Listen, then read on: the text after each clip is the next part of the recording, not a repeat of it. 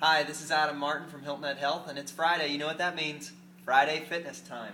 I'm here on our Concept 2 rowing machine, and it's one of those machines that sits in your gym and doesn't get much use. But it's a great exercise device that can really get your heart rate up. So I want to show you a couple key points that will help you use the machine back at your home gym. So first thing, over on the side you'll notice that the rowing machine has a flywheel here.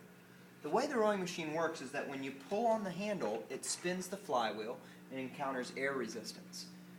So the rowing machine has what's called variable resistance. The harder you pull, the faster the flywheel spins, the more resistance it encounters. The setting that's over here on the side, you may or not be able to see it in the video here, goes from 1 to 10 and does not control the resistance. This is a common mistake that people will make.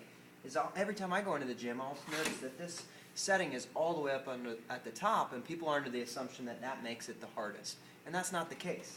This damper setting is in control of the jerkiness of the rowing motion. The lower the number is, the more it would be like rowing on nice, glassy, smooth water. The higher the number it is, the more it would be like rowing on a choppy lake with a rowboat or something, or kind of like rowing through chunky peanut butter. So the best place to start with this is around 3 to 5. Okay, so just put it in that area of 3 to 5, and you leave that there. You're not going to change that at any point throughout your workout. Next, make sure that your handle's in its ready position. Then you've got to get your feet strapped in. So to make sure that you've got your feet in the correct position, you want to make sure that this strap comes across the bottom of your laces, okay? Or the knuckle of your big toe really is the perfect area.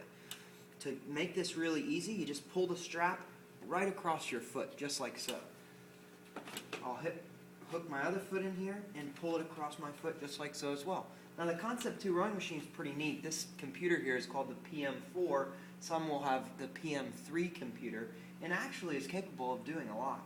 So when I first pull on the handle, the computer will turn on automatically. Okay? When it first turns on, it can go into the what's called just row. Yeah, you might be able to see it there. It says just row. I can also choose to do an interval, and that's the workout I want to show you how to do today. So you hit select workout on the screen, then you'll hit the new workout button, then it'll ask you for intervals. You're going to press intervals time, and we're going to do 1 minute of work, then 30 seconds of rest. So you'll notice it has right and left arrows at the top and bottom. You hit the right arrow until you get down to the rest, then you hit the plus button, taking it up to 30 seconds. When you're done setting the machine to 1 minute of work and 30 seconds of rest, you hit the check button. Okay.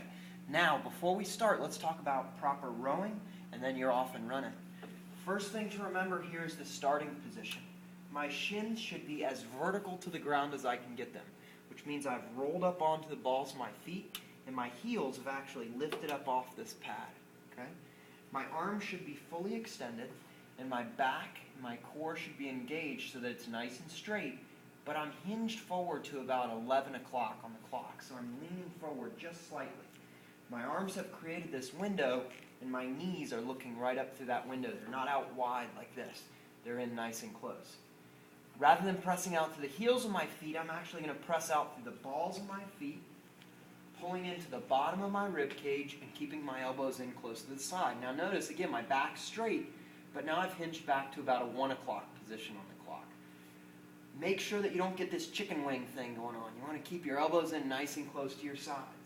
Now the most important part of the rowing motion is the return. And this is where your arms extend first, creating that window that your knees look up through. Then your knees come right back up through that window. And I repeat. The goal is for the chain to come straight in and out the entire time. If you notice as you're rowing that your chain is flopping up and down, you're losing efficiency and you're working much harder than the machine is requiring you to.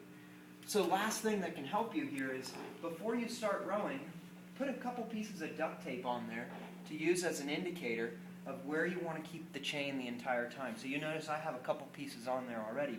As I row, I try to keep that chain right at the bottom of the duct tape the entire time. So a couple nice strokes for you. The cadence should be about 1 second on the way out and 2 on the way back. So it's 1, 2, 3. 1, 2, 3. To create more resistance and make the boat go further and faster, I pull harder.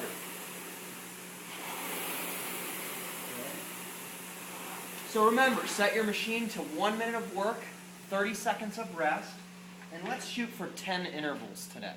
Okay, 10 intervals, 1 minute work, 30 seconds of rest. If you have any questions, go on the Contact Us section of the H3 Daily blog. Email me at amartin@hhhealth.com, and I'd be happy to help you out. Hope you guys have a great day.